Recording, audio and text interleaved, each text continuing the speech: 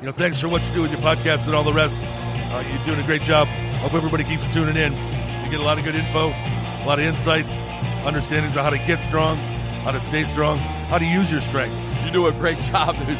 You make things better than they are in real life, I think. If you don't follow Massenomics, y'all do it. Social media, website, everything. Massenomics.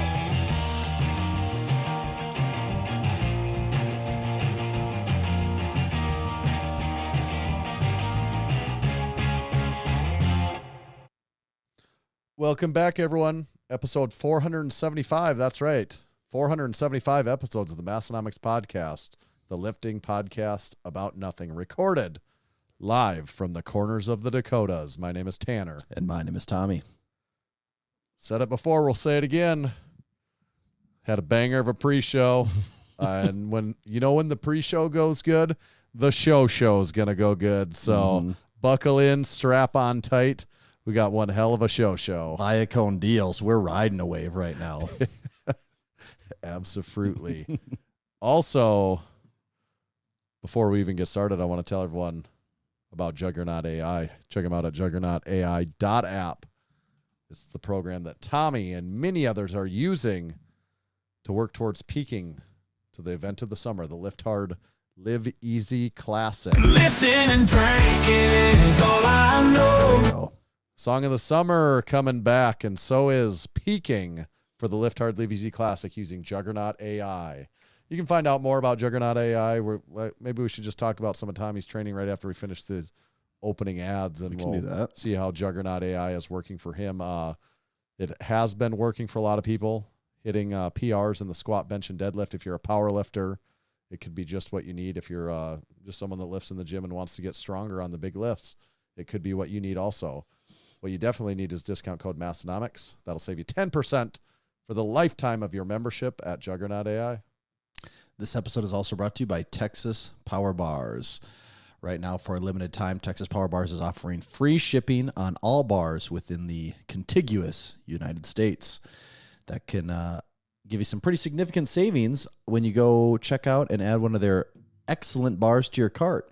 If you really want to pile on those savings, right now on their website, you can check out the 29mm Texas Power Bar prototype sleeves, which is available for another $50 off their regular price. So for $269 shipped, you can get the 29mm Texas Power Bar prototype. That is a great deal on basically my favorite bar in my gym. So take advantage of that, or any of their other great bars, deadlift bar, bench bar, original Texas Power Bar, squat bar, any of those over at texaspowerbars.com.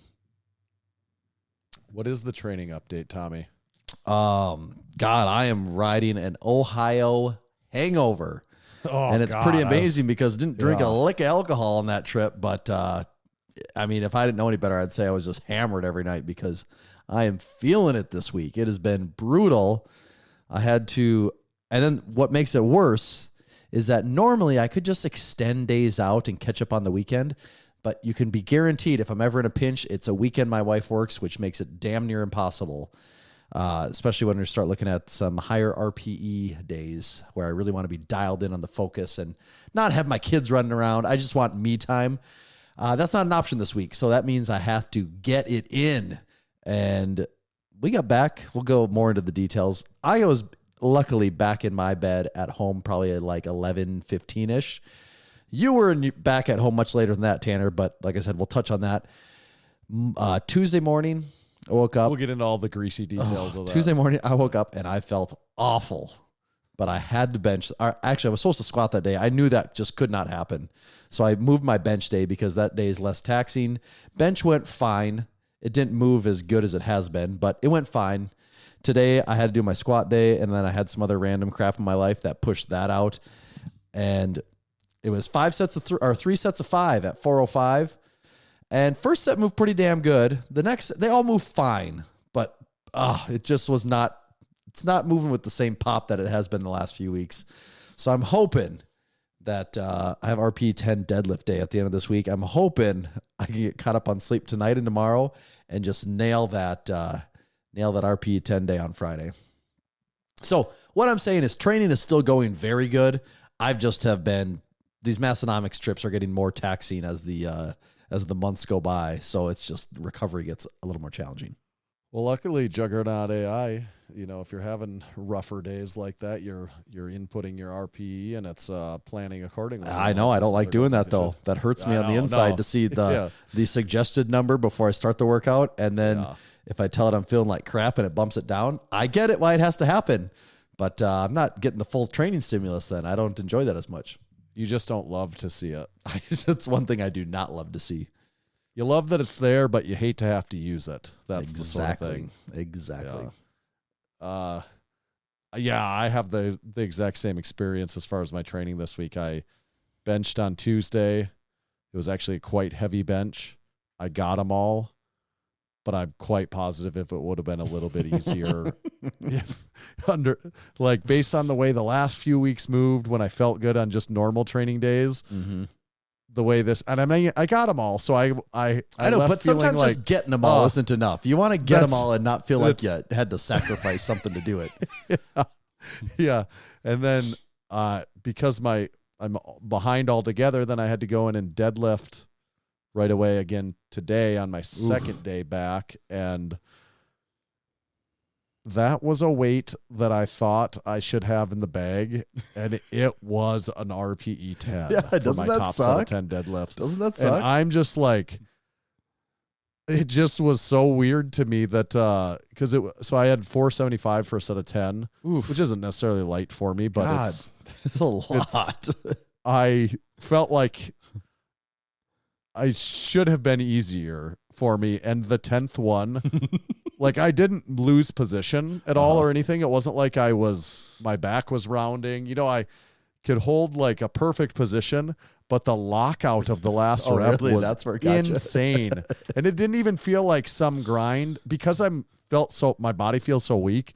It didn't feel like this max effort grind like you're at a powerlifting meet. Mm-hmm. It felt like this, oh my God, I have some like acute weakness in my legs, right? Like in my hamstrings right now that I just can't stand the rest of it was almost laughable in the heat of the rep because I'm like, what is happening right now?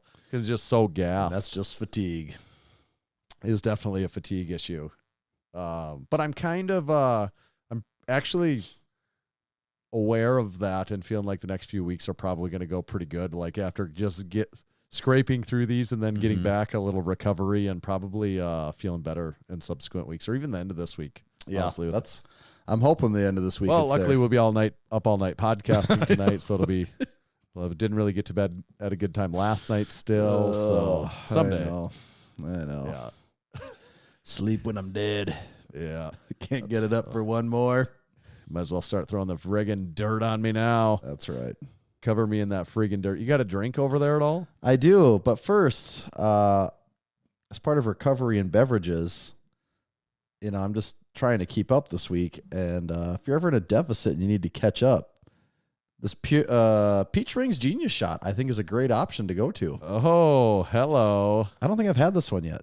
No, you haven't. That was new. That was in the. Oh, this was in the goodie bag? I sent you, right? Yeah. Hopefully that scent that was in there does not carry over to this beverage.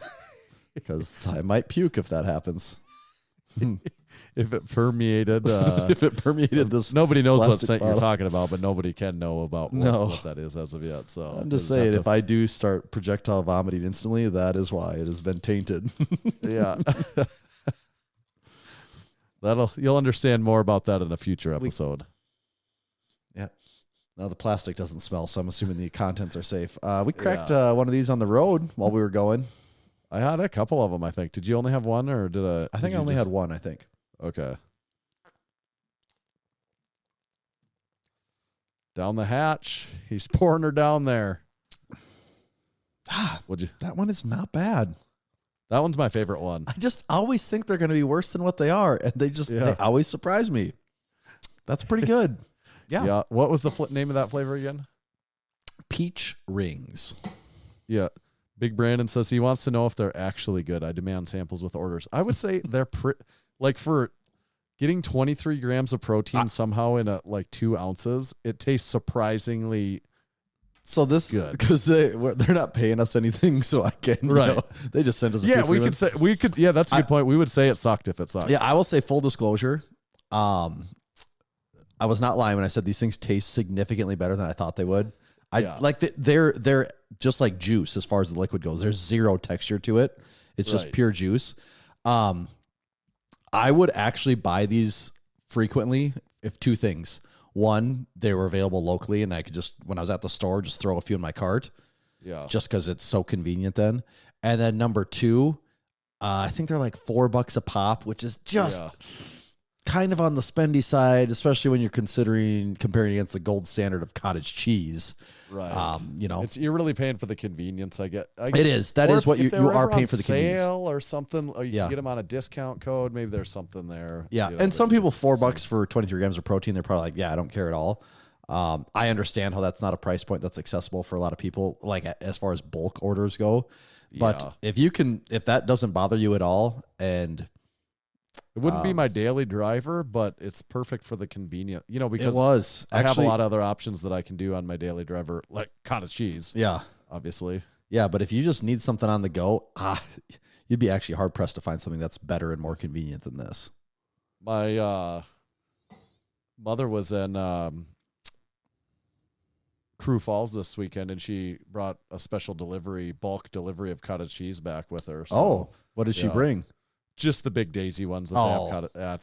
Should have told her to grab the Hy-Vee ones. Well, she was at Costco. Next time I'll have to tell her to try the. Does Costco probably only has one brand? I've only seen the Daisy one there. I've never seen a Kirkland brand or any other one.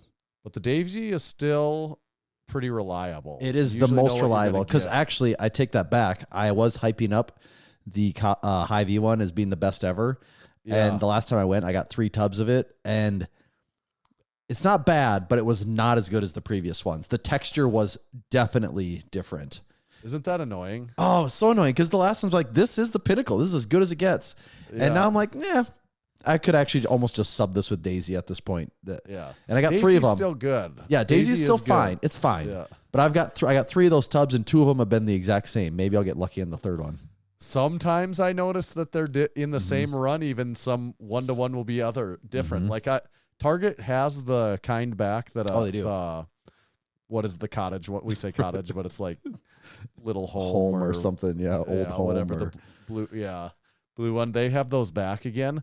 The first batch we had back, the first one I opened, I was like, oh God, you guys were like out of these, and you're rush ordering to make more, and you screwed it up. That's what I'm picturing in my head. The formula's all off. You're just trying to get them out, and you screwed it up. But then the second one was good again. So, and it was like the same expiration date, and you could have done them side by side, and they're absolutely different. Like I think 9 people out of 10 would have been like, yeah, these are not.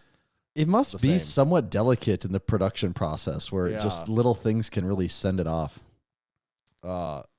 Big Damunger said he tried peanut. Yeah, I wanted to pretend I didn't read that sentence right there. I was trying to erase it from my memory. He tried peanut powder in cottage cheese. What? All right, let's talk about that peanut butter powder. I just gotta say though, I feel bad for the people that just cottage cheese on its own isn't good enough. I feel bad for those people. They are really having to work themselves out of a deficit, not being able to have that in the nutrition routine. You got a lot of ground to make up with other inferior. You do. Like, oh, I'll eat Greek yogurt. It's basically the same. Wrong again. Wrong again, everyone that doesn't like cottage cheese.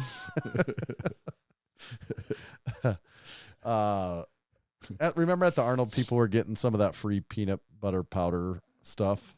Yeah. Okay. Well, what one was it? There was one of them where the macros. I don't really care about that. But the one that we were looking at, the macros were, I mean, not even questionable. They just weren't good, right? It wasn't even like protein heavy. Wasn't it just like, and I don't know what that one, maybe different ones have different profiles, but I could have swore that one, a serving was 4 grams of protein, 5 grams of fat, and like 1 gram of carbs. And I'm like, I guess protein isn't the last macro, but Jake from State Farm said cottage cheese with protein powder and brown sugar. Does not sound good to me one bit. I would just eat the cottage cheese, and then when I'm done, wash it down with the protein shake. That's what I would do. What about a little grease in there with the cottage cheese? Make it a little greasy.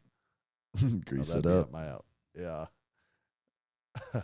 All right. How about? Oh, so that was your sack segment. No, that's not my sack segment. Oh, that's not your sack segment. I'm going to save my sack segment for later on in the show. Okay. But I did All just right. crack a crispy one here. What do you got? Kirkland lime. I got something a little different this week. I've got any guesses? The can is white. Definitely a white monster. The bottom is green, though. You won't guess it. It's a Spindrift sparkling water, lime, and mint. Oh, okay. That could be interesting. I don't know about the mint. Spindrift alone is a little different to begin with. I'm not sure if we've ever had a mint flavored one ever, have we? Yeah. Wow, The that's kind of Spindrift, surprising to has- think about because mint is pretty potent, which would make sense in a sparkling water. Mint.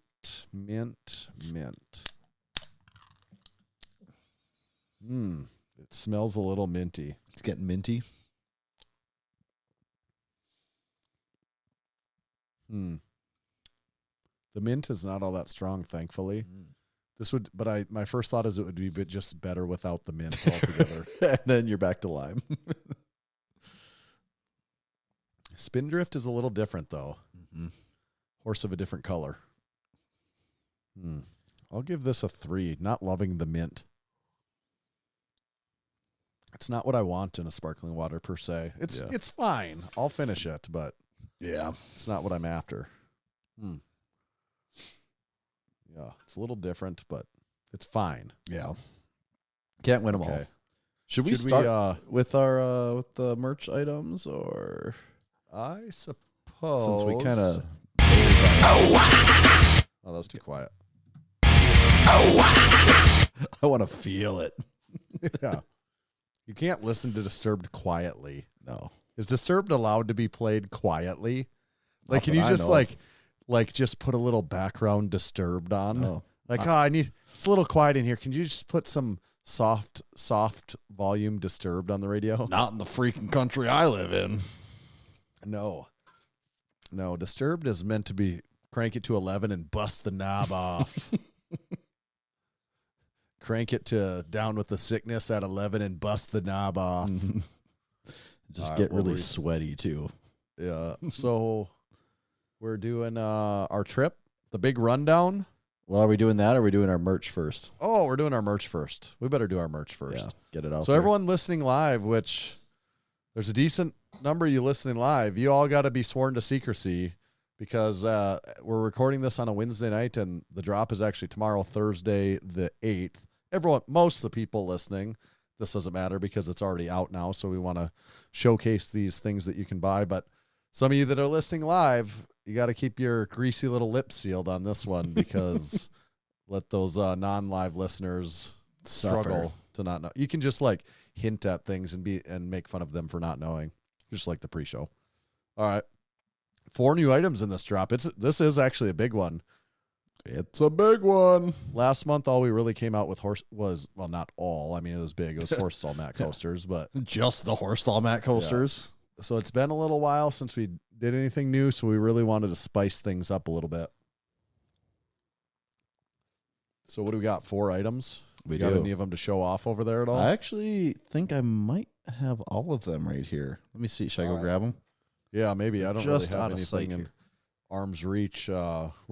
Tommy's grabbing them, but we're gonna have an upper body garment, a low body garment, receptacle, and Oh, tell you what, I Some moved the stuff decoration. around and I really awakened a smell, if you know what I mean. from your box. Yeah. Yeah.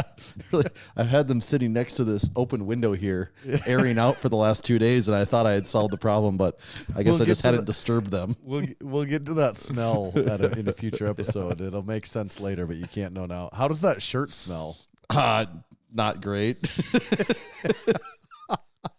Yeah. Well, so everyone knows. There's a certain scent it is putting off. I sent Tommy a box of stuff in the mail, and everyone knows what goes in a Massenomics box every time it leaves the fulfillment center. All right. Should we start with the shirt? A lot of people have seen this if they've been paying attention. Yeah. So we have, I can't see if that's showing up on camera at all or not. Yeah, it's probably hard to tell. Might be hard to tell the color on camera, but it is a new lifting department tee on the Comfort Colors, slightly more generous fit, 100% cotton tee. The Comfort Colors we've been using more often. And anyone want to guess what the color of that is? Any takers? Any I forgot guessers? what the official color is called there even. I know what it is. There's been a lot of people throwing around the mint, and it's not mint. It is, of course, Island Reef. Oh, that's right. If you bet on Island Reef, you are correct. It is Island Reef colored. Yep, Anthony knew it. It was Island Reef. What color? Doc Jake from State Farm posted the dress. I always thought it was gold, and I can't even remember now. To me, that looks gold every time. But like the one part looks blue, doesn't it? No, none of it looks blue to me at all. Oh, okay. It just looks straight up gold and white to me. White. That's what all I can part's see. gold? The very top is gold. But what's the other part then? White. It looks like blue and shit brown. See, to me. I don't see that at all. I got very angry with people when I used to work in an office about this. 'Cause I'm like, there's no way that is not gold.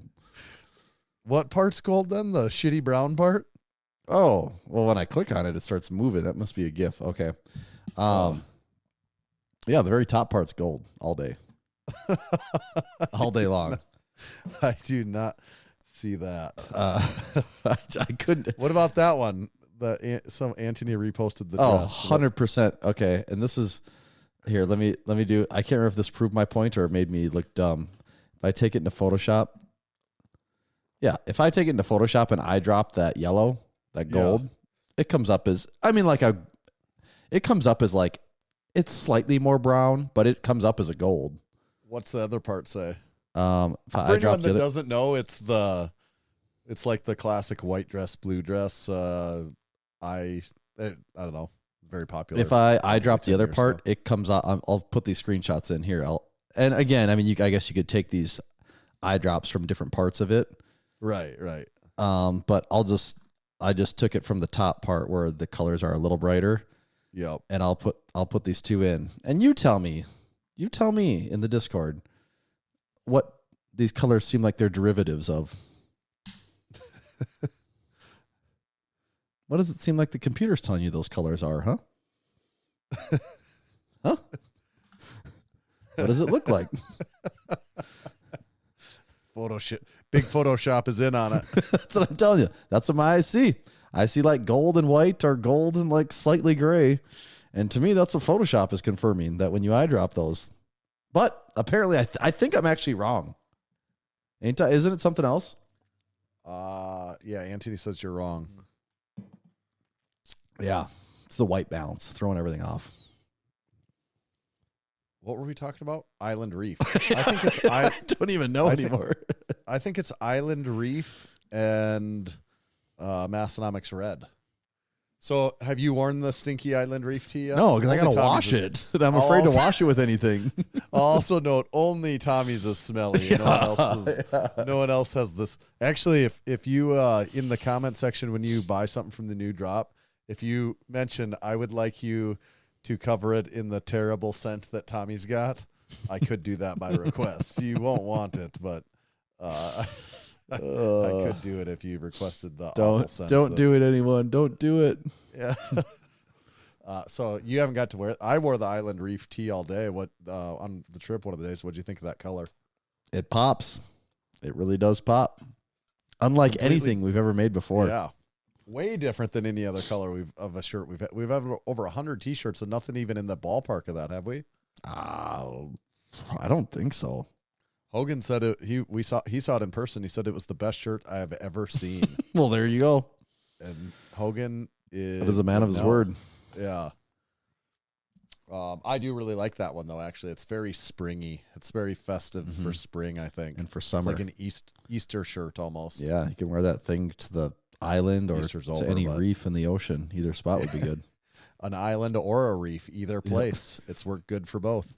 It's island/reef. Yeah, is the color. Yes. What else you got in your bag of your stinky bag of tricks over do we want to go? I can't wait until everyone gets to know why your things are so smelly. I know. Do we want to go down a little lower, or are we getting thirsty?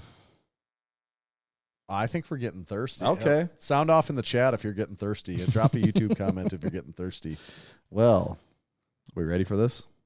Let's do it. Next up on the list, Completely new. we have the Perfect Shaker Cup from the Perfect Shaker. And it's got is it the smoke color? Is that what it is? It's very dark, but you can still see through it. And it's got the Massenomics logo on it. And it has the it has like the little stick, like the little stick spring. I'm not sure what you call that shaker. Not the shaker ball, but it's like a shaker hourglass that rides up and down this stick. And I think you described that perfectly. I think everyone definitely knows what I'm talking about there. Yeah. And this is just a nice little item. You know, it's pretty cheap as far as products go, and it's an easy one to throw in your cart if you need a Massenomics branded shaker cup, protein shake bottle, water bottle, whatever. I mean, you put whatever you want in here. That's not for me to decide. It's got a nice little loop on the lid too. A little got a little loop on there. Gonna loop It's it a around. good shaker cup. Yeah. So I mean, I'm not gonna bullshit you. Shaker cups are shaker cups, but as far as they go, this is more on the better side than on the worse side. You know what would really set this one off? This and a couple scoops of Build Fast formula. Oh, hell yeah, brother. Match made in heaven. And then set in a drink spotter. Okay. I mean, and we've never had a shaker cup before. Nope, never ever. All these which years, is and kind of never a amazing. Massenomics shaker. Every other company in our space probably has, and we never have. And we thought, damn it, we'll do it. I don't know if I'm going to take this one totally out because I don't want to get it all dirty. But we also have a Silly Goose barbell flag coming. Yep. It's a vertical one. It's the same size as the certified training facility Just flag. It's just hamburger. It's hot dog instead of hamburger or straight. Oh yeah, that's right. I forgot about that. Yes, we turned it sideways. So Silly Goose barbell. Flip the goose. The goose logo is straight up and down, but the flag orientation is wider than it fit better on a horizontal or a isn't landscape sideways format versus a vertical. So it's actually we did. You know how people put the names upside down on hats? That's what we did with the goose. The goose is upside down. So that one's coming. Look great in your gym. I'm really excited for that. And finally, because last year the people went crazy for it. I don't know. Are you sure everyone's ready for this one? This one's the biggest. One Save is the pretty best for big. last right here. Didn't know if we'd see these again. I don't think they're ready. But last year, these are going to be hot commodities. I'll tell you that much. I mean, I'm These holding them in might my be gone by hands. the They're time you're burning. They're so listening to hot. this. Yeah, these might be all gone. But last year we did the red slides. They sold out incredibly fast. And this year you thought, you know what? We're going to give the people a second shot at it, but we're going to mix it up a little bit. And this year we've got black slides. Oh, yeah. And I think they look quite nice. Yeah. Some people, maybe the red was Massenomics too on the much. side. Maybe the red popped too much. Well, now you got black ones. Or maybe you wore out the red ones. Well, here you go. I can verify. I saw 2 pairs of the red slides on our gym tour trip this weekend. They both looked in really nice shape too. Well, one of them was just permanently on display, but Right. yeah, these do look Kurt's really, were in really the good. rotation. My red ones were getting a little beat up. You know, I really put them through the ringer last summer, but the black ones look very fresh. And we don't have a ton of sizes on these things, especially when you're talking footwear. So if you think you want those, get on it. Big Sam possibly has worn the red slides more than anyone else I've ever seen. Yeah, Sam, that's true. How do the red slides hold up? And actually, you like squat in them and do all kinds of stuff. Are yours still in one piece? Your red slides, Big Sam? No, that's big. No warm up, Sam. They haven't been through many warm ups, but they've been through. He squatted. They've saved a plates lot in of them and miles on Massenomics. them. Yeah. He said he wore them to bench 315 tonight. Well, there you go. Going to bench 315. Get the slides. I never had the red ones. I never had a pair. They sold so fast I couldn't even get a pair. So I do have I already did. I'm not missing out this time. So I've been wearing a pair of the black ones the last day or two, and love them. Mm-hmm. Do not sleep on the slides. The slides will slip on out if you're not careful. You silly Sallies. Performance enhancing slide. wants to know, Brandon wants to know if they fit wide boys. Well, I do know we have sizes up to like 14 or 15, something like that. Yeah, I mean, I don't know how wide. I don't really have sizes. I don't really have wide feet. I mean, if you have really wide feet, yeah, I mean, probably not. But maybe they stretch. I don't know. I don't know what the wide foot life is like. If your feet are square, the shape of squares, these probably look aren't elsewhere for you. Yeah. Go talk to a cobbler about making some horseshoes for your hooves or whatever you got. You're better off just rubber banding one of our horse stall mat coasters to your foot and call it a pair of slides.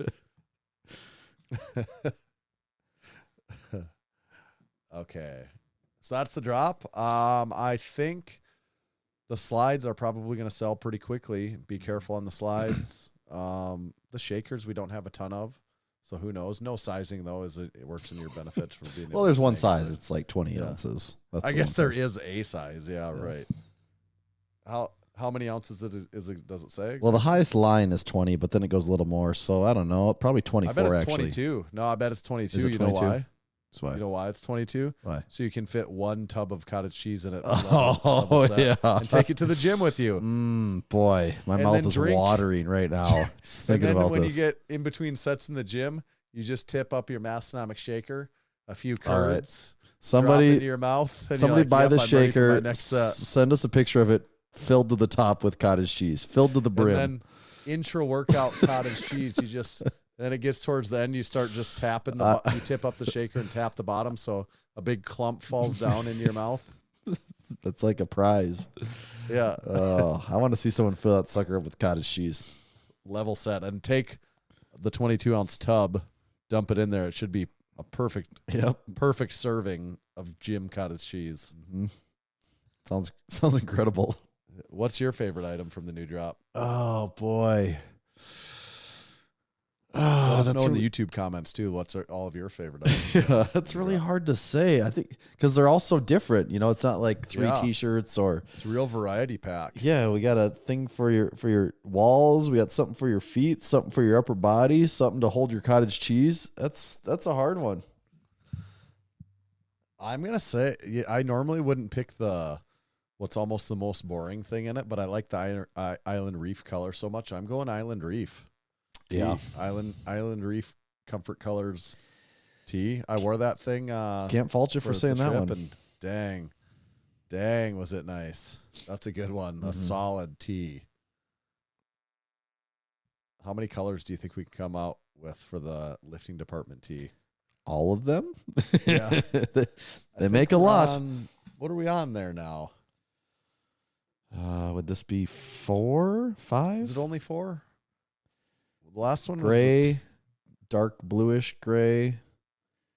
Yeah. Cream. And this one, is that it? Okay, is that it? I thought maybe it's 5. Yeah, 4 is not even that many. We got a long ways to go. Lot of room left in that one. A lot of miles left. A lot of miles left in the lifting. It's one of the best tees out there. Okay. Now do we get into all the greasy, grimy details of our trip? Well, do we do that, or is there some supporting and some certified facilities? We should probably do that. I don't know if we're going to get to the trip this episode. Supporting our supporting members. It's a relatively new segment of the podcast. Or do you want to do that or certified training facility of the week first? You pick. Supporting our supporting members because I got to pull up the map. Maybe you start doing a little looking on the map. Maybe you'll see something that tickles your fancy. Okay, supporting our supporting members, a relatively new segment to the Massenomics podcast where we give back to those that give to us in the form of a supporting membership. You could also do the same if you go to massenomics.com/join. It is quite frankly the number one way that you can support us and the podcast and everything that we do. The supporting memberships really have become the number one thing that keeps us going. So if you're a fan, even if you just barely tolerate us, but you for some reason want to make sure it keeps going, please consider becoming a supporting member. This week, we had Big Mad Cow hit a family PR with the addition of the new baby girl to the family. So welcome. Congrats on the PR. Big Macho got second place in his Masters Clydesdale group at his first triathlon. Road to an Ironman for Big Macho. Big Sam, speaking of Big Sam, he got third place for the super heavyweights at his Dia del Dildo strongman competition. Congrats on the third place. Looked like some stiff competition there, but you did well. Big Mikey K, also another family PR. Baby number Trace. And that baby weighed in at 1/12 the weight of a horse stall mat. Ooh, So I can relate to from that. now on, just measure your babies in terms of weight and length relative to a horse stall mat. Mm-hmm. So standard horse stall mat, 6 foot in length. So do the math. Big Rory Ellis was the guest this week on the Do You Even Lift Bro podcast. And unpaid and underrated this week, we were both on. Best part of that show, we were both on it this week for their 2-year anniversary episode. Yeah. It was like a friggin' party in there. We were both on there. We weren't even on at the same time. Nope. I That's didn't how crazy it was. We didn't even know we were at the same party. Yeah. That's how many people were at the party. So thanks for everyone for supporting. We'll see who makes this prestigious list next week. Have you been looking at the certified training facility, man? I have. And my first thought was we're going international with this. I clicked overseas. No one overseas has a photo, so that takes them off the list. So then Shame. I started Send us your friggin' photos. Yeah. So then I started looking at our neighbors to the south, and on the way east coast of Canada, there's a little place called the Meeting Room. The Meeting Room. This is even east of Scants. Mm-hmm. That's how you know it's a long ways. Okay, the Meeting Room. So this is in New Brunswick, correct? Or where's the border? Is it in Nova Scotia? Yeah. What's it? Moncton, New Brunswick. Yeah. New Brunswick. Okay, you got the Meeting Room pulled up then. What do we deal? Oh, my God. We got some pictures here. Oh, never mind. There's just two. Yeah. It's the rest of it's the city. Looks like a nice place to live. So the first thing I would say that stands out to me is the flooring. Wall-to-wall horse stall mats. Those look With, great, don't they? Black Gorilla Tape With horse stall black mats Gorilla in Tape, there. keeping it extra clean. Yeah. Looks like he lucked out pretty good with the width of the room. Yeah, and this is Big Danny. I don't know if we mentioned it, but it's yes. Big Danny. Yep. Yeah, because width of the room, you're saying there's horse stall mat, one the 6 foot way, one the 4 foot way. So it must be about a 10-foot wide room that fits just perfectly. And maybe, who knows, maybe those are trimmed down a little bit, but it doesn't really look like it, does it? So that looks good. Right away, I see the Massenomics flags and banners on the wall, looking top notch. We got a lift one, which is a classic. It'd be around a while to get one of those. We got the powerlifting flag. Weight is a number, heavy is a feeling. And then we got a rack in the middle. And being that this is Canada, I would not be surprised if that's a Bells of Steel rack because it think looks it's a a lot Bells like rack? mine. Is it the same, the flat foot one you It have? looks a lot like mine, yes. Like What it is that, Hydra or Manticore? Yeah, I have the Hydra, and this one appears to be a Hydra too, because it looks like there's a west side hole spacing through Hail the Hydra. middle there. We got some weight pins for weight storage. We got a few different bars. There's a Bells of Steel safety squat bar. I see a curl bar. That looks like a little different than the standard curl bar the curl bar Ferry gives you. Yeah, he must. That's that's the Canadian curl bar. Right, Ferry. You haven't things seen are it. just always a little different over there. Yeah, that's We the got Canadian that. curl bar Ferry. I see in the in the back they has a little landmine setup. It appears to be there. Yep. Then in the very bottom corner, it's not obvious, but there are some power blocks sitting there. Yeah. What's the foreground? What's foreground? The front, yeah, Okay, so that's in the foreground. yes. And then in photography, would you call that the foreground? you could, yeah, you could. That wouldn't technically be wrong. And then I see a Not shelf. what you would say. But That's not how I would typically, just because it's so in the corner, but yeah. you're not technically wrong, I don't think. I got to see a shelf with some SBD knee sleeves. Maybe, I don't know. I can't tell. Oh, there's like a little. Oh, look at Advil that! on You see what's on the top shelf there? there. And then on the top shelf, I see a Lift Hard, yes, Live Easy logo. I up see there. a Lift Hard, Live Easy. I think that's a Koozie, I think.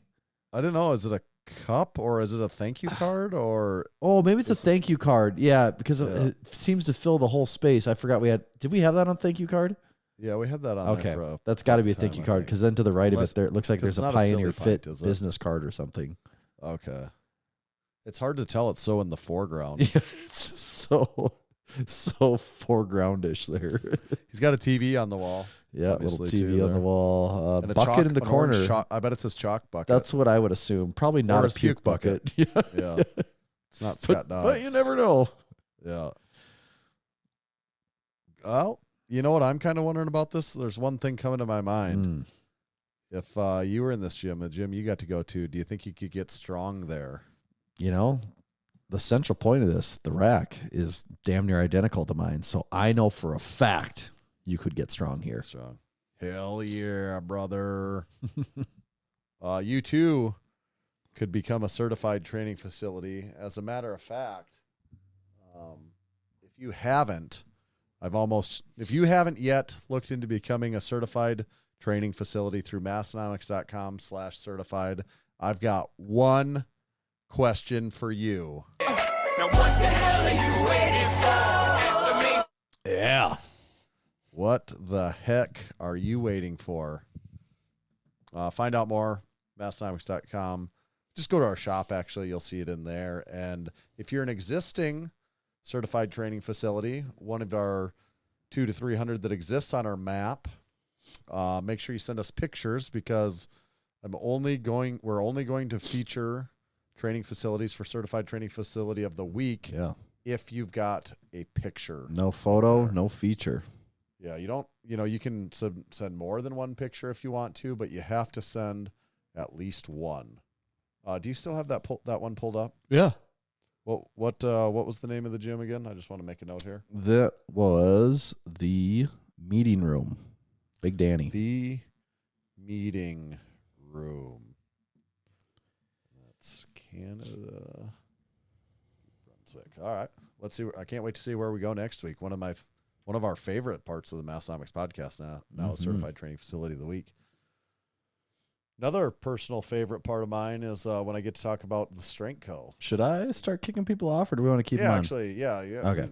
I'm sick of these people. They're out of here. Yeah, they'll have to listen along when this comes out to find out what happened in this wild Ohio trip, if we ever get to it. Not a guarantee at this point. No. TheStrength.co. Check out their Made in America black E-coated iron Olympic plates. They're the best plates that you can buy for almost any application in the gym, whether you're a power lifter, home gym enthusiast, garage gym, basement gym, wherever in your house you might have a gym. These are the plates you want to get. They look cool, if that matters to you. I mean, it matters to me. I like them to look cool, and they last. They're durable. The finish on them, after being used for half a decade in Massenomics gym, almost getting used and abused, they still look pretty much brand new besides a little bit of dust on them.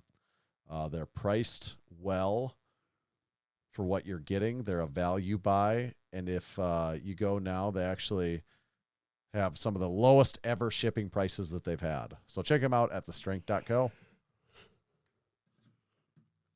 All right, now do we talk about our trip? I think so. We better get to it. Yeah. We've really, really made the people wait on this one, but I think it's time. So the start of the trip was a Saturday morning? Well, Friday for you, morning. Friday night, because you drove to Sioux Falls Friday night. Drove to Sioux Falls, stayed at Tommy's house. I got my usual accommodations in Tommy's basement whenever we travel somewhere. And we were up at, what time did Well, we didn't go to bed till like 3:45. Well, yeah, we didn't go to bed till like what, 11 or 11:30. As we're getting the podcast published for the week, getting last bit of triple checking to make sure we don't forget shit. And yeah, we got to bed at maybe like 11:30, and alarms were off at 3:45. Yes, I was out like an absolute zombie, and normally this doesn't happen to me. I was so asleep that it took me maybe a minute or two to realize where the heck I was even at. I was wondering if you'd been kidnapped. Yes, I'm like, I have a very particular set of skills. make you go on very, very early trips across the U.S. to look at other Sleep people's deprive you. gyms. I will find you. I will wake you up extremely early to tour gyms across the country. This is a very specific set of skills. Oddly specific. I've been taken again. This time to it's Ohio again. No, you keep taking me to Ohio. It's always Ohio. Quit it. Just take me somewhere else at least.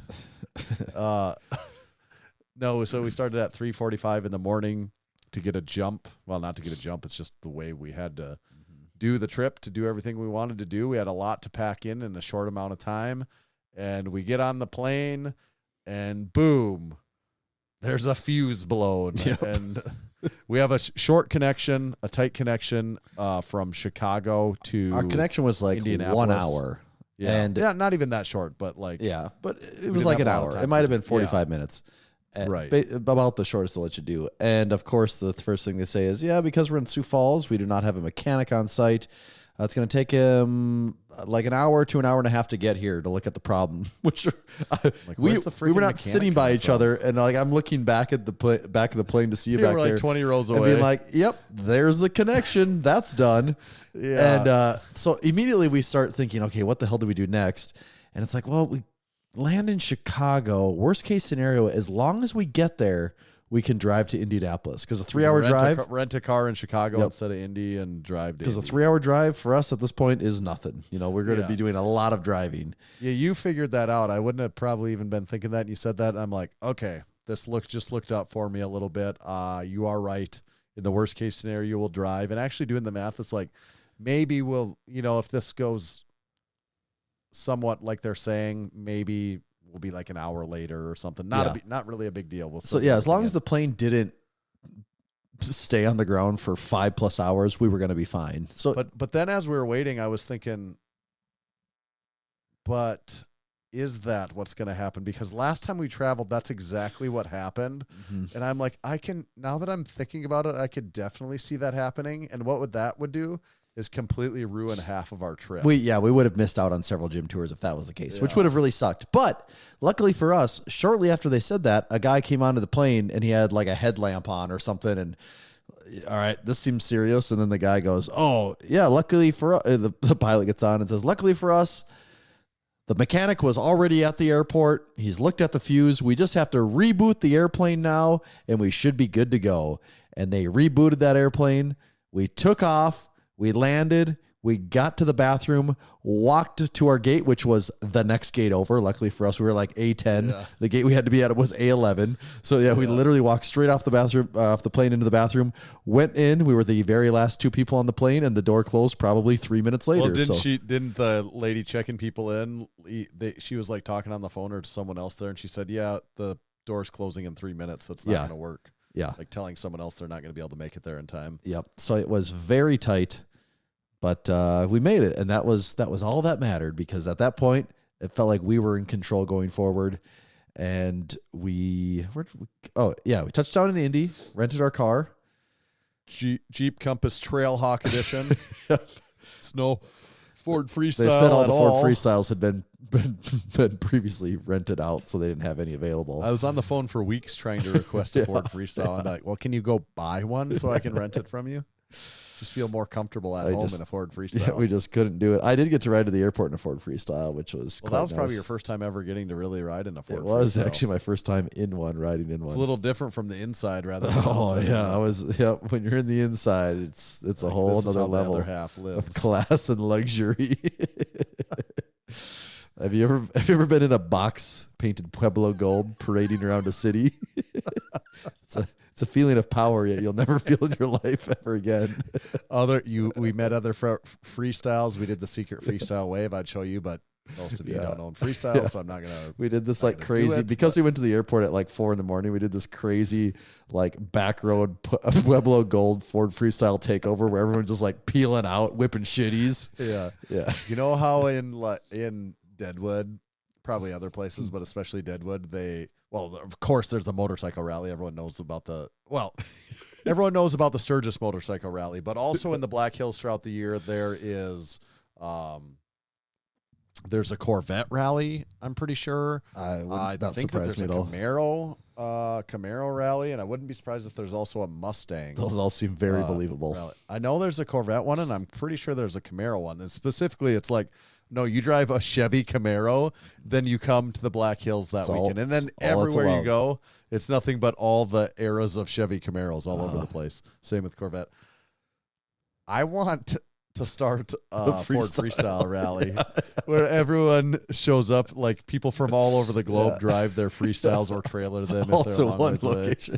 Well, obviously, to most keep of them them will be trailering them because they don't want to put unnecessary miles on those. You don't want to put the miles in, so you trailer your Ford Freestyle and you pull it with your daily other driver Ford Freestyle.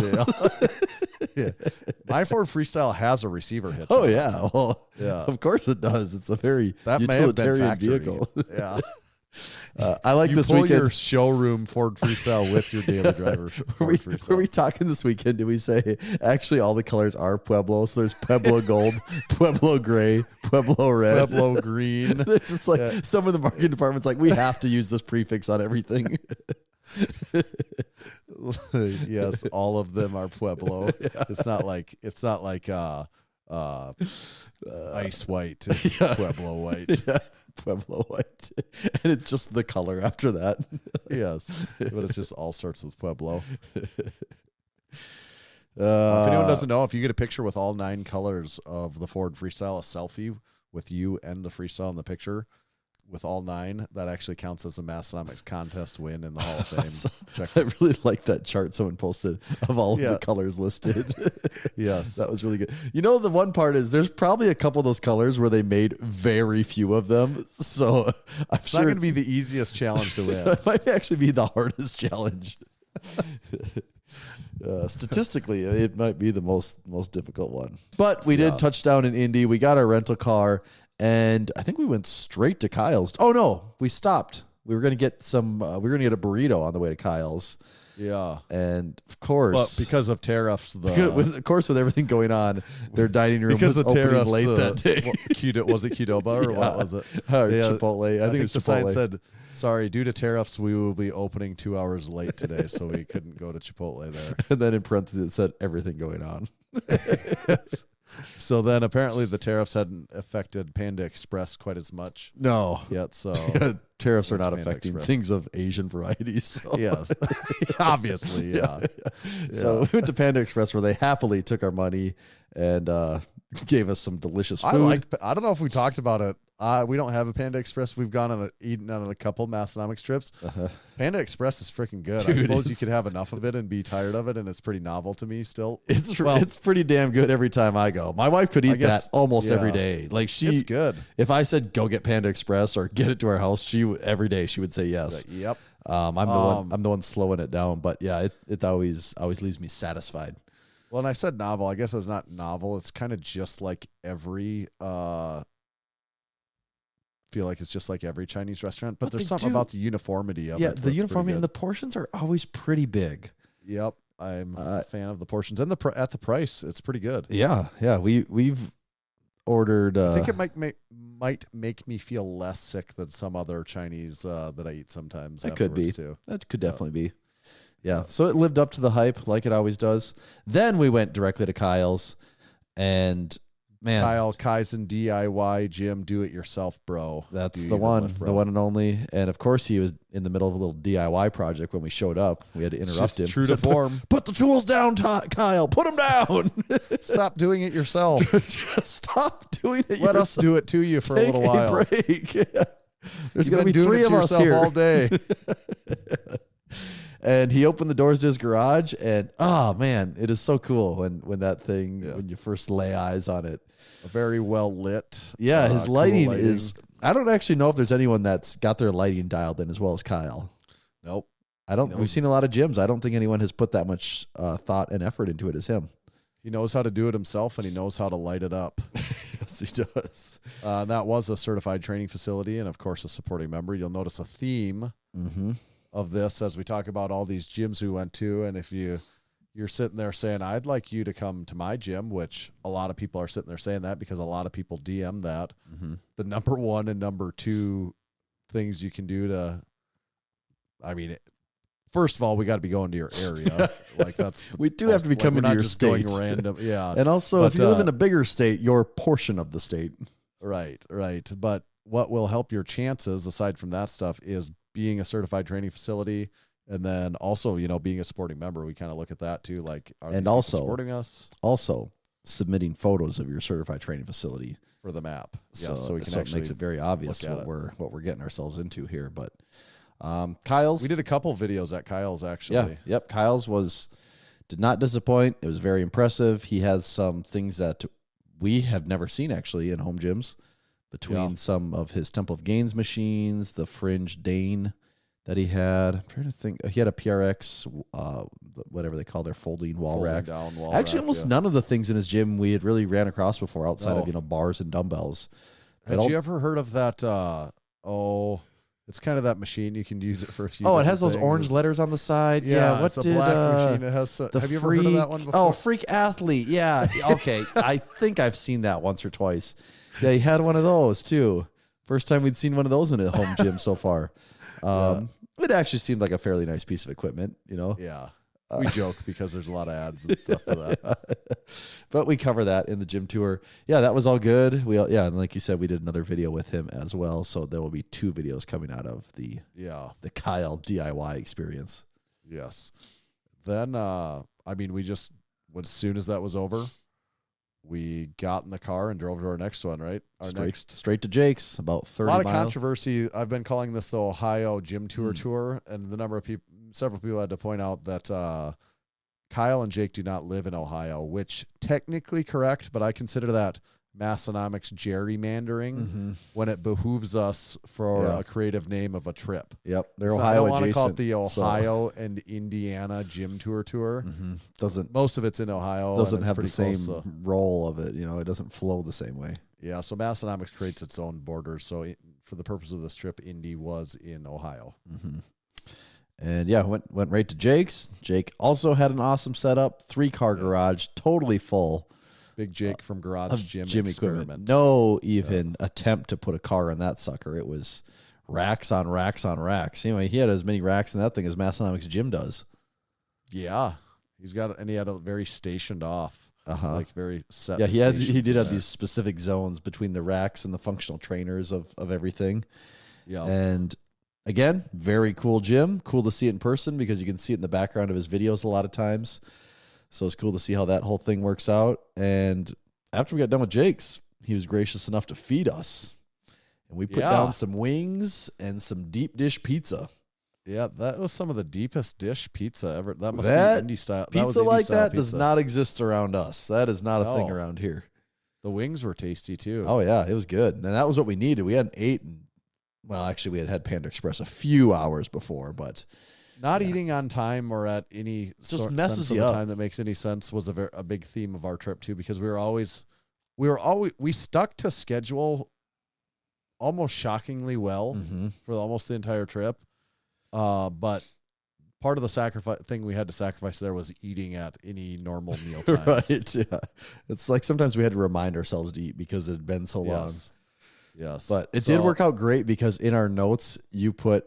So, you obviously had the itinerary built, but you had everyone's address listed, so it was easy to copy paste. And then you had every, next spot 30 minutes away, next spot 2 hours away, next spot. So we didn't have to do that calculation over and over. Right. And man, even when we'd get behind, we'd somehow make it up during the tour or whatever else, and we just wouldn't hang around as long, and we'd keep going and everything. I mean, there was whole days where we were never off by more than 10 minutes, which is pretty impressive with the amount of ground we're covering and schedules we're bouncing around. Yeah, it was crazy. But then we said, that's enough of this Indiana crap. Let's get back to Ohio, the great state of Ohio. Yes, it's been too long. Ohio was calling me. We figured we've been to Ohio now 10 times for Massenomics. We actually talked about, we said, which is there's wild. Not outside of the direct, 2-3 state area where North Dakota, South Dakota, Minnesota, it's those 3 really. Yeah, outside of those, there's very few cities I've been to in my life as many times as Columbus now at this point. It would be a really short. I just can't think of any actually that I've been to more than Columbus. Like I've been to Phoenix a fair number of times, but I've been to Columbus Have you like been there 10 times now. though? I don't think I've been Yeah. to Phoenix 11 times. I don't go every year. Right. Drop a comment in the YouTube chat. How often are you going to cities that are over, how More than how a many state away. Yeah, how many cities have you been to that are at least several states away that you've been to more than 10 times in the last 10 years?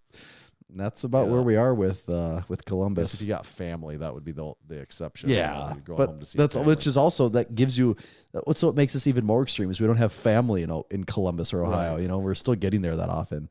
I guess maybe the family is really the friends that we've made along the way there. That's a very very good point. Then we're off to Dayton. Yeah, we were off to Dayton. Went to Big Kurt's. Got For there. an evening at Kurt's. Yeah, had awesome gym again. And we took all back roads from Indianapolis to Dayton. God, it's crazy. Which is the oddest. I'm just assuming in the U.S., especially once you hit the true Midwest, where the land is a little flatter, and the interstate system is built. The interstate and road system is built more as a grid, and less as a random patchwork of lines that wrap around trees and hills and just flat portions for no reason. Yeah. For the most part, our roads are on some type of grid system. Does not seem to be the case anywhere in Ohio. No. But yeah, so we went to Kurt's, took roughly 45 turns to get there, and we showed up. I bet we made 30, 40 turns to get there. That's actually not a We big told him, like, operation. oh, man, it must have taken us on the most crazy back road. And we told Kurt, oh, man, you had to turn 40 times to get here. Yeah, that's how it goes. I'm like, dude, how do you remember how to get anywhere here? Yeah. It's so complicated. But Kurt's gym. another certified training facility, another supporting member. Yep. Awesome to see his gym. Because, again, some of these where Kurt is, the whole gym or the whole garage is set aside. They're not parking cars in there, but he's really using, 2/3 of it as his gym probably. Yep. And just seeing how he makes use of the space and also seeing it from multiple angles and I do the same thing in mine. Typically you film from one or two angles, for the most part. So just getting the feel for the entire space is really cool to see how he has the whole thing laid out. Yep. Then we were probably done there by like 8:30 or 9 p.m., something like that. Yeah. It was like 9 p.m. It was dark, I think. And we drove for over 2 hours in the dark north to Bowling towards Green. Toledo. Yeah, we stayed in Bowling Green. We made it for Bowling Green's college graduation. Yeah, dude, it was like spring break. The number of people roaming the streets, it was wild.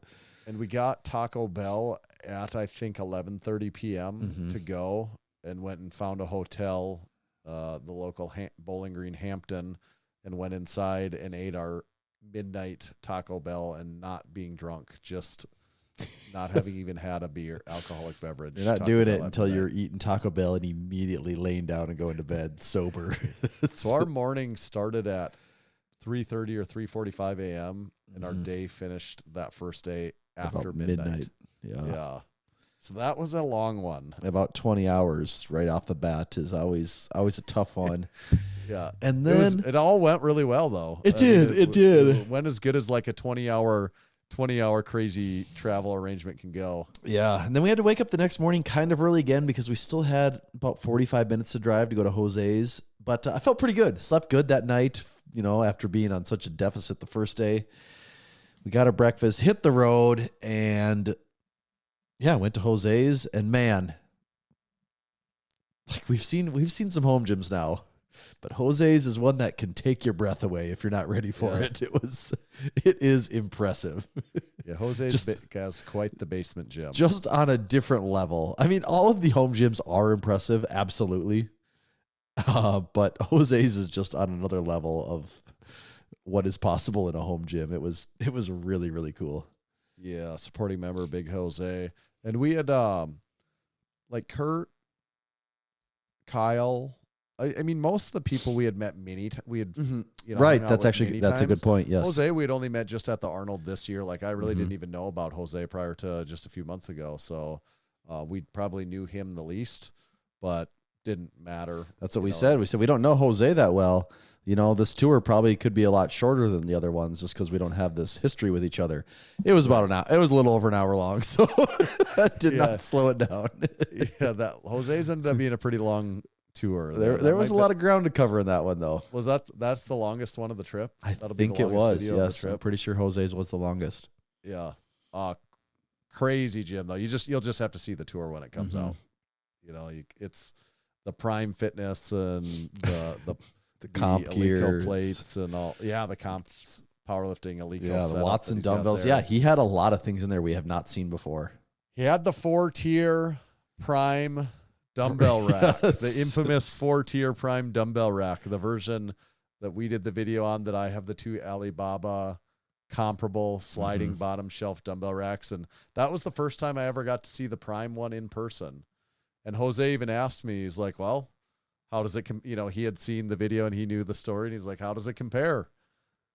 And I would say the Prime one does have a little more fine-tuned polish to it. Yeah, it's a little more polished, which you would hope for at the price and everything considered. Well, I guess what I told Tommy maybe is really when I thought about it, I actually don't know. The Alibaba one's maybe even a better fit for Massenomics gym. Yeah, it has less frills. They're nice still. They're just more like a rack, like a rack that's just very much, 3x3. Yeah, just the essentials.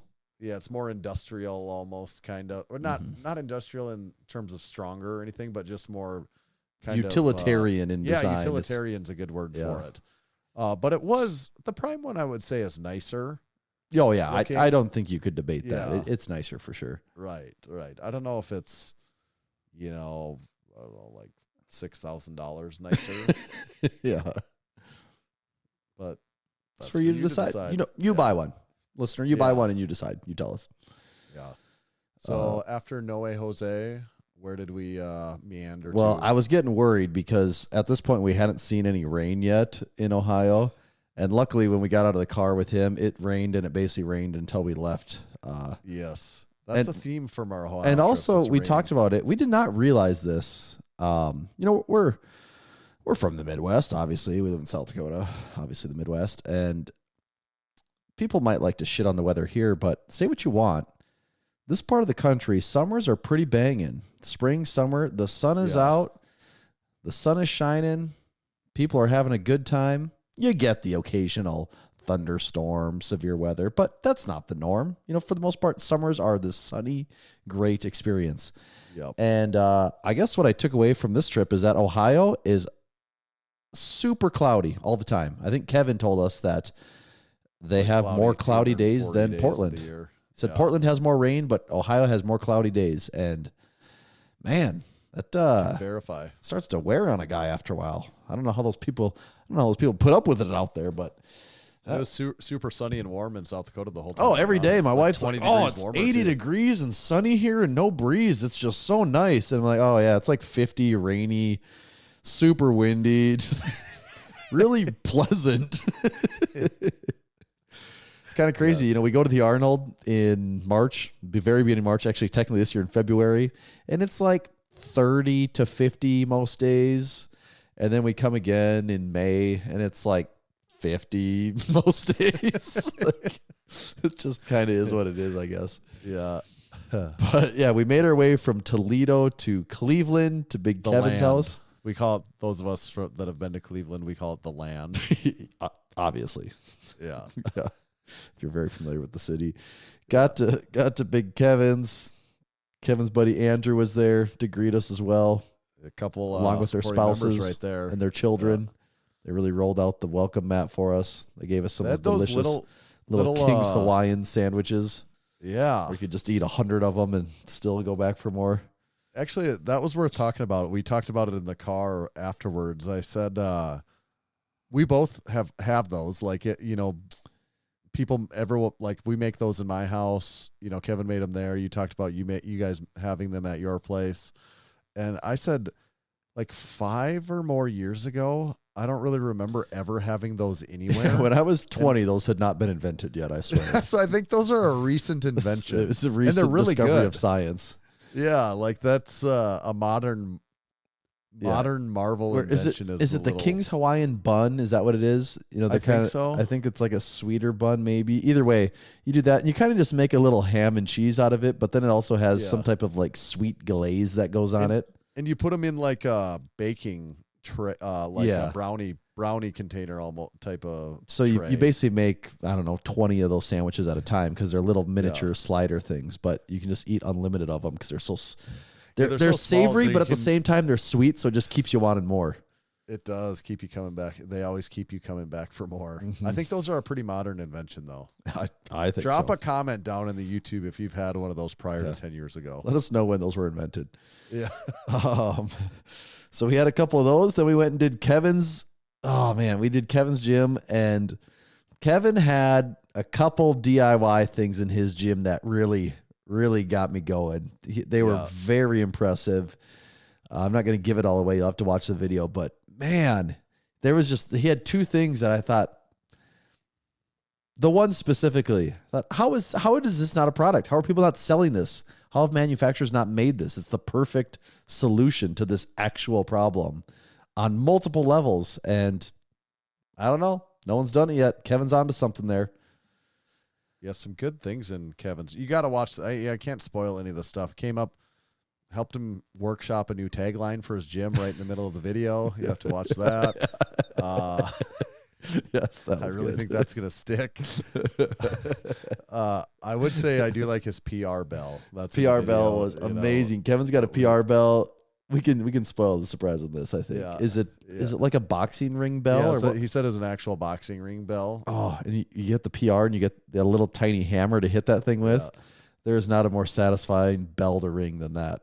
Right. He also has his grip. He has a grip challenge for his gym. I got to try it live. You'll just have to watch to see if I totally embarrassed myself or if I passed the test. How you compare to some of the other greats that have passed through that gym. Some of the other great gym tourers that have toured in the past. That was good. And Kevin's also good. Got some good art. Some of his personal very artwork impressive around the gym art. that I like. Very impressive selection of handmade art on those walls and Massenomics photos on those walls. Yeah. So that was fun. And Big Andrew was there too. So then the four of us. And the other cool thing about Kevin's is this, he will be moving. So this house and this gym has been forever immortalized. Capsulized it. Yes, with a Massenomics gym tour. I think that's pretty cool. So we'll have to go back for when he's got the new one. Yeah. And check it out. But then the four of us all loaded up and headed to Ohio Pie Co., just towards the southwest side of Cleveland, and some other Brunswick, I guess, is where I think Strongsville, Brunswick, somewhere around there. Mm-hmm. And we met up there with Nick, of course, of Ohio Pie Co. Nick and Jenna showed up. Live Large owner, Ohio Pie Co. owner, past guest on the Massenomics podcast. Mm-hmm. Then who else met us there? Dr. Tatty Waffles came and we got to meet him for the first time. The doctor was in the house. Yes, he was. Yeah, got to meet him. And is it Kevin, Andrew, Dr. Tatty Waffles, Nick, Jenna, and then Nate's buddy Tom showed up. Yes, but Nate's Tom's buddy Tom. Nate did not show up. Tom was there. I'm just going to call him Tom. Tom's buddy Nate did not show. So because of that, he is now Tom's buddy Nate. There's been a role reversal. Yes, that is correct. And Big Tom was there looking big too. Yeah, he was. I told him that. And hitting the weights. Yep. I think. Looking jacked. He's been taking life pretty serious around them weights. Was that everyone that was there? I think so. Okay. It would be funny if we forgot. There was only like five of us. We forgot some because we were clearly talking to everyone the whole time, but we just forget someone. And Ohio Pie Co. We feasted on Ohio Pie Co. Yeah, we got 4 different pies. I mean, we've got to try them at the Arnold, but believe it or not, even better when they're fresh. Very good. What was your favorite one? Oh boy, that's actually hard for me. They had their special fancy pepperoni. That was pretty good, especially once you got their honey hot sauce on there. That really did it for me. But they had some other. The pickle one was pretty good from a uniqueness. That's a secret menu item. I like that pickle one. Yeah, that one was really good. Ohio Pie Co. is also really, really cool inside. Yeah, yes. They have created a vibe and ambiance on there that very few places can could replicate or compete with, just from the artwork on the walls to the neon signs to the painting, the sign painting on the windows. Yeah, they got it down. They've created a really cool spot there. Now, like the time I was so full and I was like, I don't want any more of this. But now right now today, I wish I had some of that leftover pizza. Oh, yeah. Well, and then he gave us a bunch of cookies. Yeah. He threw down about 10 cookies before he took off, and had to pick through just about all. I mean, I went in there with the plan of I'm doing some damage here. And I felt uncomfortably just all that sugar. I don't eat that much sugar. So when I'm putting down multiple cookies, you feel that. But it's like Juju Mufu's house all over again. Actually, just like Cookie that. Rush. Yeah. But that was good. And from there, we got to go right to Dr. Taddy Waffles, who happened to be basically just down the road. I don't know, maybe 5 minutes away. Oh, we stopped at that gas station. That gas station had nitro cold brew on tap, like on an actual tap. Yeah. And maybe that's normal in other parts of the country. I've never seen that in a gas station. That was probably the best gas station coffee I've ever had. It was really good. That was damn delicious. So we got that. Went to Dr. Taddy Waffles, and he had Dr. Taddy Waffles. We had never met Dr. Taddy Waffles before. So and speak to the testament of how great Massenomics supporters and followers and fans are. Supporting member Dr. Taddy Waffles. Never met him. By the time we left, I just felt like we've known this guy for years. Yep. I mean, it was welcomed us into his gym with open arms. He had prepared cheese platters for us, donuts, beverages. I mean, talk about hospitality. That's an interesting thing about doing a gym tour that from watching it, you wouldn't pick up on this is a lot of times we're touring a gym. We also end up being in the person's house and because we're there for half the times we meet their family. Yeah. Because we're there for an hour and a half to 2 hours, which usually means you need to go pee at some point or drink some water. So we've been inside a lot. Just think about how often, just listeners, how often do you go into someone's house that you've never met before? Maybe once a year, maybe even less than that, depending on if you have kids or not. I mean, if you're like 9 times in 2 days. Yeah. So you might just go months on end, maybe even years on end without going into someone's house you've never met.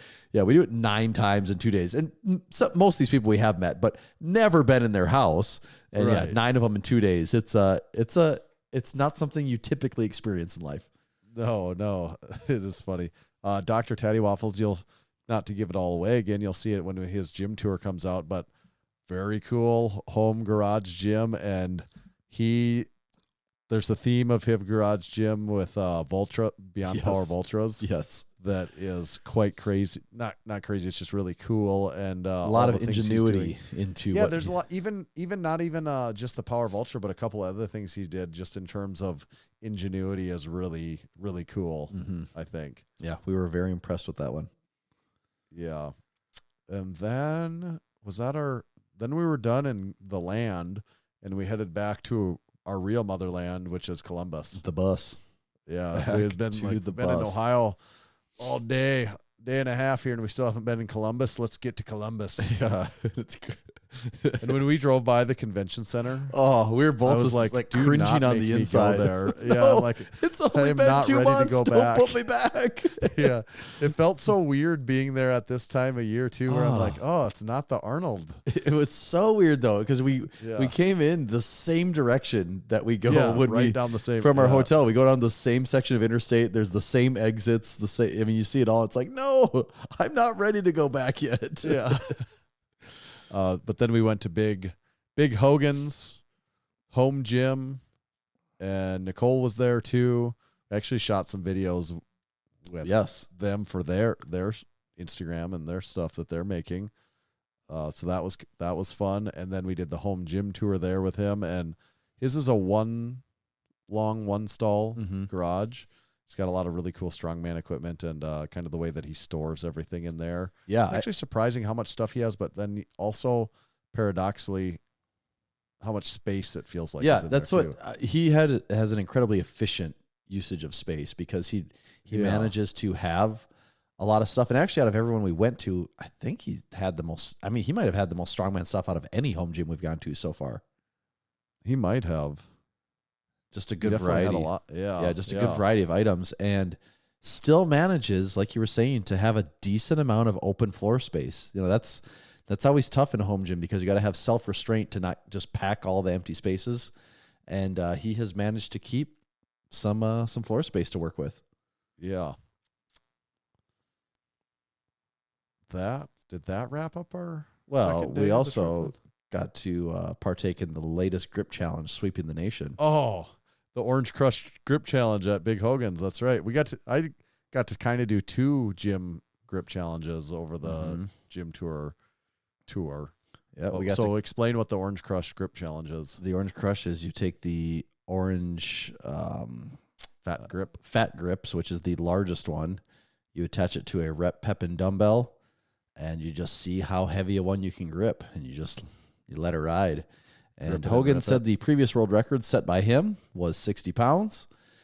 We came in. We got him to re-break his own record. Yep, he too. re-broke his own world record, which is great to see. I tapped out at 80. I got 80. That was the highest one I got, and you rode it all the way up to 100, didn't you? To 100. Yep. What starts On to the be the Orange challenge Crush. with that is that orange grip is quite large, and on the rep-in it has the side rails. So as it gets heavier, it starts to rotate away from you a little bit, which basically means Crush your the entire hand weight of the into- dumbbell is being crushed against the side rail of your hand while it starts rotating. I'm curious. I don't know what would actually be easier, a real dumbbell or the rep-in, because is the crushing sensation too much, and does that hinder you? Or if that wasn't there from it spinning, could you do more on a regular? I'm not sure, Yeah. but We'll never know because it's just the Orange Crush Grip Challenge. we And won't. then we got to put our names on the leaderboard. But speaking of that, that brings me to this week's sack segment, Tanner. Oh, sack time. And What's in the sack? this showed up at my door today. Not sure if you're familiar with these, Oh, but nice. these were sent in the mail to me by our good friend Dr. Hogan. Now you can I can partake work- in the latest grip challenge, sweeping the nation. Yeah. So that way, next time we're back at Hogan's, you'll be ready to move your name up the board. Yep. I can get to practicing with my own. I mean, he sent me 2. You only need 1 for this challenge, so maybe I'll have to True. find some soul to give the second one to. But Yeah. I'm now the proud owner of the Fat Grips Extreme. These things are Courtesy big. Hogan. Yeah. These are He big. also hooked us up with Vienna Barbell Club.